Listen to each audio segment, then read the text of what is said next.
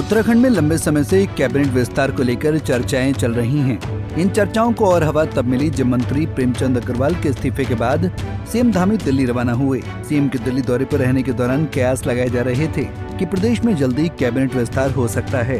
कहा जा रहा था कि नए मंत्रिमंडल के गठन के लिए मुख्यमंत्री नई दिल्ली का दौरा कर केंद्रीय नेताओं से चर्चा करेंगे।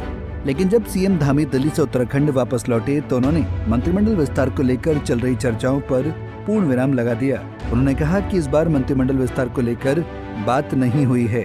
वहीं व्यक्तिगत कार्यक्रमों में दिल्ली गए हुए थे।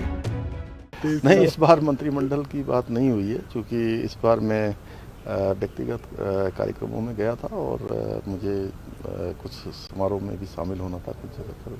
सर, एक आखिरी सवाल बता दें कि प्रेमचंद अग्रवाल के इस्तीफे के बाद उत्तराखंड में मंत्री पद की 5 कुर्सियां खाली हो गई हैं, जिसमें सरकार गठन के दिन से ही 3 कुर्सियां खाली थीं, जबकि कैबिनेट मंत्री चंदन रामदास के निधन के बाद एक और कुर्सी खाली हो गई थी। वहीं अब अग्रवाल का इस्तीफा देने से मंत्री पद के खाली कुर्सियों की संख्या 5 हो गई है। इसके अलावा प्रेमचंद अग्रवाल के पास जितने भी विभाग थे उन सभी विभागों की जिम्मेदारी अब खुद मुख्यमंत्री पुष्कर सिंह धामी संभालेंगे। बहरहाल 2 दिन बाद यानी 23 मार्च को धामी सरकार का 3 साल का कार्यकाल पूरा हो रहा है। ऐसे में पहले उम्मीद जताई जा रही थी कि इससे पहले उत्तराखंड में मंत्रिमंडल विस्तार हो सकता है, लेकिन सीएम धामी ने इन सभी बातों पर फिर से ब्रेक लगा दिया है। ऐसे में देखना होगा कि सरकार कब उत्तराखंड में कैबिनेट विस्तार करती है। Bureau report, Punjab Kesari TV.